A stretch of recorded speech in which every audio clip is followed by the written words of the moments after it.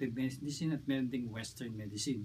Alam mo ba, sa Amerika, ang recent findings, no, about 40% ng pasyente, bago magpunta sa Western medicine, they go first to alternative medicine. At saka, so, tinatry mo na nila yung natural? Yes, kasi maraming disappointments na nangyayari sa Western medicine. Hindi ko naman sinasabing masama, no? Pero both sides have limitations, no? And then yung natutuwa ako sa yung sa PhilHealth na sinabi, no? Pero kulang 'yun.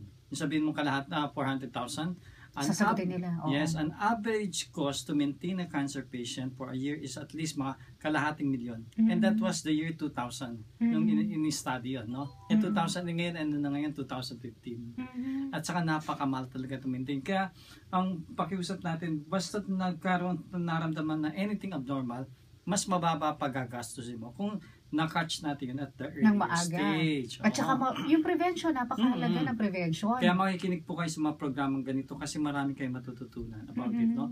Yung lung cancer, hindi nila kinover. It's only colorectal cancer. Ito kasi yung pinakabago nilang kinover. Itong lung